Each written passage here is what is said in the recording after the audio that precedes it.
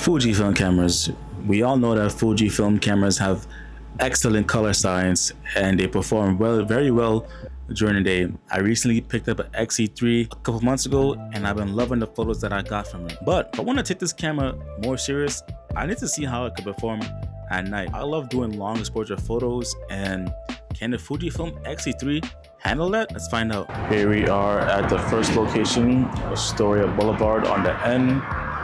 Got my camera set up.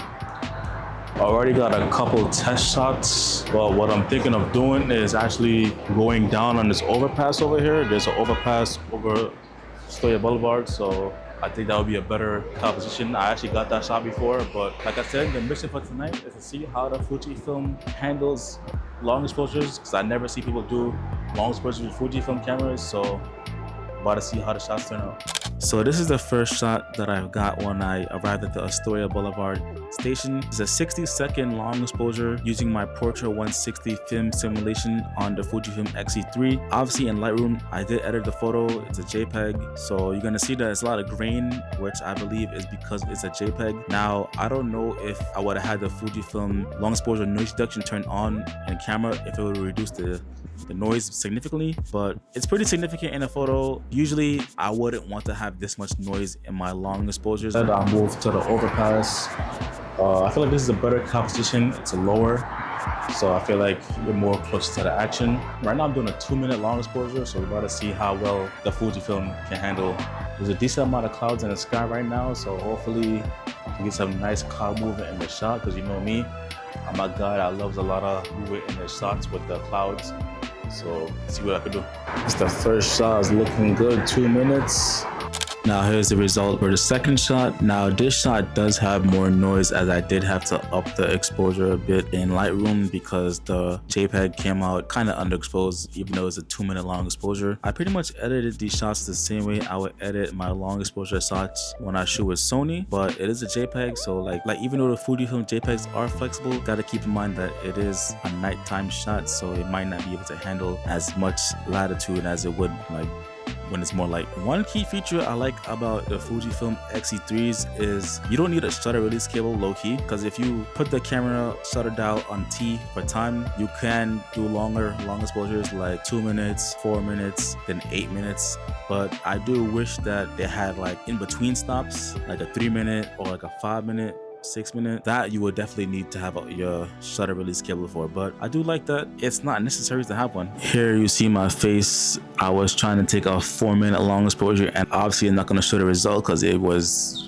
ass. Now the next location that I did go to that night was Queensbridge Park, but I was only able to get one good shot there because I was getting weird vibes from the people that was there, so I just was in and out pretty quick. But here's the photo that I was able to get. We are out here in Brooklyn Bridge Park. Hopefully you guys can even see me because it is pretty dark out here right now, but I'm at the entrance of the park, or like the very end. I'm gonna walk my way into the park, get some shots. Got some shots already. They look pretty decent, so hopefully I can get more good shots.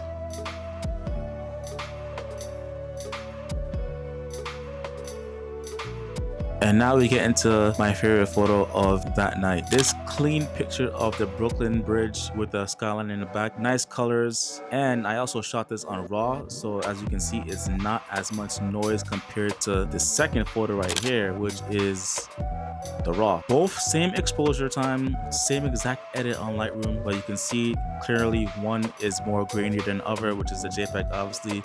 And the color shift is a little different compared to the RAW.